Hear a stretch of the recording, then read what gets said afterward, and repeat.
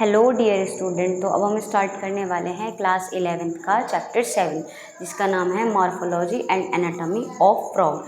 ठीक है, तो मॉर्फोलॉजी में हम फ्रॉग के आउटर कैरेक्टर के बारे में बात करेंगे। दूसरा एनाटॉमी में हम फ्रॉग के जो इंटरनली स्ट्रक्चर हैं उनके फंक्शन और उनके बारे में बात करेंगे। ठीक है, तो उससे पहले हम बात कर लेते हैं कि फ्रॉग जो है कौन से किंगडम, कौन से फाइलम या कौन सी क्लास से बिलोंग करता है। फ्रॉग एक एनिमेलिया किंगडम का ऑर्गेनिज्म है। ठीक है, और फाइलम हमारे कॉर्डेटा में रखा गया है। इसकी क्लास एम्फीबिया है और जीनस इसका राना है, जो कि हम लोग एक स्पेसिफिक फ्रॉग को लेकर के बात करें जो इंडिया में मोस्टली पाया जाता है। तो राना यानी कि इसका जीनस नेम होगा और स्पीशीज़ नेम इसका टिग्रीना होगा, जो कि एक राना टिग्रीना स्पीशीज़ है हमारे इंडिया में, मतलब वाइडली ये हमारे इंडिया में बहुत ज़्यादा देखने के लिए मिलती है। ठीक है, तो फ्रॉग का हैबिटेट क्या होता है, ये एम्फीबियन है यानी कि लैंड पे भी और वाटर में भी दोनों जगह रह सकते हैं। दूसरी बात करें तो ये पॉइकिलोथर्मिक होता है। पॉइकिलोथर्मिक मतलब कोल्ड ब्लडेड होंगे, जैसा आउटर इन्वायरमेंट रहेगा अपनी बॉडी को उसी टाइप से ये क्या करेंगे, उसी के अकॉर्डिंग इनका बॉडी टेम्परेचर हो जाएगा, यानी अपने बॉडी टेम्परेचर को खुद से मेंटेन नहीं कर सकते। दूसरी बात ये सर्दियों में हाइबरनेशन यानी स्लीप, जो विंटर स्लीप है उसमें चला जाता है। और दूसरा आपकी जो हाइबरनेशन है, ठीक है, एस्टिवेशन और हाइबरनेशन। एस्टिवेशन तो समर स्लीप को बोलते हैं, हाइबरनेशन इसकी विंटर स्लीप को बोलते हैं। ठीक है, तो जो अपना ये फ्रॉग है ये वाटर को ड्रिंक नहीं करता, ये अपनी स्किन से क्या करता है, अब्जॉर्ब करेगा वाटर को, लेकिन वाटर को ड्रिंक नहीं करता। समझ गए। तो और इसकी स्किन कैसी होगी, इसकी स्किन होती है स्लिपरी, ये उससे म्यूकस का सिक्रेशन रहता है और स्लिपरी और बहुत ही सॉफ्ट स्किन रहती है और स्लिपरी रहेगी। जिसमें क्यों रहेगी, क्योंकि इसमें से म्यूकस का सिक्रेशन हो रहा है। दूसरी बात, अब फ्रॉग के बॉडी के पार्ट्स के बारे में बात कर लेते हैं। इसका हेड रहता है और ट्रंक रहता है, इसमें नेक पोर्शन नहीं रहेगा और टेल पोर्शन भी नहीं रहेगा। इसके जो हाइंड लिम्ब और फोर लिम्ब होते हैं, फोर लिम्ब में क्या रहेगा, 4 डिजिट रहेगी और हाइंड लिम्ब में 5 डिजिट रहती है। ठीक है, इसकी जो हाइंड लिम्ब होती है उनके डिजिट के बीच में क्या रहेगा, वेब स्ट्रक्चर रहेगा, जो कि इसको स्विमिंग के लिए, वॉकिंग के लिए, ठीक है, लिपिंग के लिए और बुरोइंग के लिए हेल्प करेगा। दूसरा जो मेंढक है यानी फ्रॉग है, इसमें क्या रहता है, नॉस्ट्रिल रहेंगे, आइज़ रहेंगी, ठीक है, और आइज़ पर क्या रहेगी, निफ्टेटिंग मेम्ब्रेन रहेंगी। इसके ईयर में क्या रहता है, टिम्पेनिंग मेम्ब्रेन रहती है। तो अब हम बात कर लेते हैं फ्रॉग की एनाटॉमी के बारे में।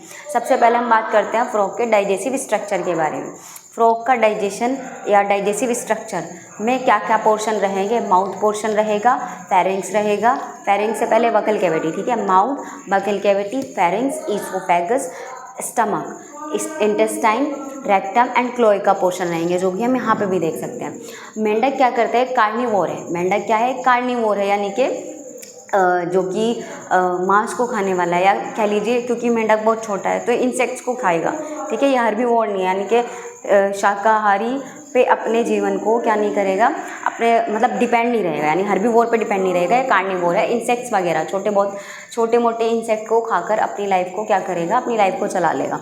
तो अगर हम बात करें कि मेंढक अपना फूड कैप्चर कैसे करेगा, तो इसकी बाइलोब टंग जो होती है, बाइलोब टंग को बाहर निकालेगा और इंसेक्ट को क्या कर लेता है, उसी बाइलोब टंग में ट्रैप कर लेता है। ठीक है, उसके बाद फूड कहाँ जाएगा, फूड जाता है माउथ पार्ट के अंदर। डाइजेस्टिव सिस्टम में एलिमेंट्री कैनाल के साथ साथ कुछ डाइजेस्टिव ग्लैंड भी रहती हैं। ठीक है, यही ग्लैंड क्या करती है, जब मेंढक क्या करेगा, फूड को माउथ में लेके जाएगा तो ये क्या करती है, ग्लैंड्स सिक्रेशन करती है एंजाइम्स का। ठीक है, माउथ के बाद फूड कहाँ जाएगा, या जो भी इसने इंसेक्ट फीड किया है क्योंकि कार्निवोर है, उसके बाद जाएगा बकल कैविटी में और उसके बाद जाता है फेरिंग्स में। ठीक है, फेरिंग्स से जाएगा ईसोफेगस में और ईसोफेगस से जाता है स्टमक। ये देख लीजिए यहाँ पर, ईसोफेगस से कहाँ रहा है, स्टमक पोर्शन में। स्टमक पोर्शन में जो गैस्ट्रिक ग्लैंड्स रहती हैं वो क्या करती है, 3 टाइप के एंजाइम का सिक्रेशन करेगी, HCl का, म्यूकस का एंड पेप्सिन का। HCl का क्या काम करता है, फूड, ताकि पेप्सिन एंजाइम अपनी एक्टिविटी कर सके, उसके लिए फूड को क्या करेगा, एसिडिक इन्वायरमेंट प्रोवाइड करवाएगा।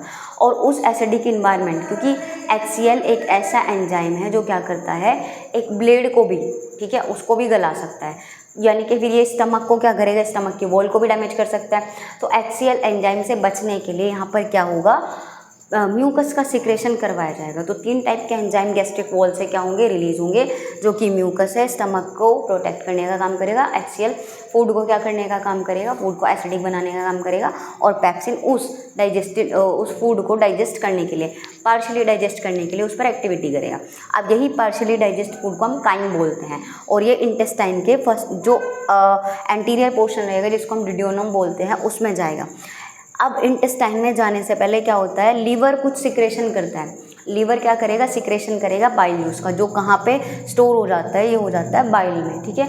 बाइल और पैनक्रियाटिक, ठीक है, बाइल जूस और पैनक्रियाटिक जूस दोनों कहाँ जाते हैं, इंटेस्टाइन में जाएंगे। इंटेस्टाइन में क्या होता है, फूड का कंप्लीटली डाइजेशन होगा।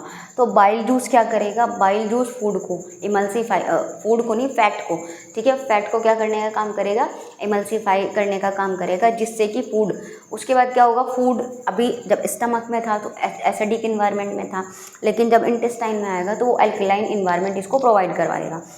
बाकी पैनक्रियाटिक जूस क्या करते हैं, ये जो पार्शली डाइजेस्टेड फूड था इसको क्या करेंगे, कम्प्लीटली डाइजेस्ट कर देंगे, ठीक है। तो कम्प्लीटली डाइजेस्टेड होने के बाद फूड क्या करता है, स्मॉल इंटेस्टाइन में कुछ माइक्रो विलाई या फिंगर लाइक प्रोजेक्शन रहेंगे, जो क्या करेंगे, फूड को क्या करेंगे, अब्जॉर्ब कर लेंगे। जो कम्प्लीटली डाइजेस्टेड फूड होगा उसको क्या करेंगे, अब्जॉर्ब कर लेंगे। उसके बाद अनडाइजेस्टेड फूड जो होगा वो कहाँ जाएगा, रेक्टम में चला जाएगा, और रेक्टम के बाद क्लोएका। क्लोएका में क्या होता है, क्लोइकल अपर्चर होगा, क्लोइकल अपर्चर के थ्रू ये क्या करवाया जाता है, अनडाइजेस्टेड फूड को बाहर करवा दिया जाता है। दूसरी बात, कार्निवोर्स में जो इंटेस्टाइन या एलिमेंट्री कैनाल बोल लीजिए या इंटेस्टाइन, ठीक है, इसमें क्या होता है, इसका साइज़ थोड़ा रिड्यूस रहेगा। तो एलिमेंट्री कैनाल कैसी रहती है, स्मॉल रहेगी। किसके रिस्पेक्ट में अगर बात करी जाए तो अगर हम बात करें हर्बीवोर के रिस्पेक्ट में, तो यहाँ क्या होता है, एलिमेंट्री कैनाल या फिर इंटेस्टाइन थोड़ी शॉर्ट रहेगी, ठीक है। Thank you.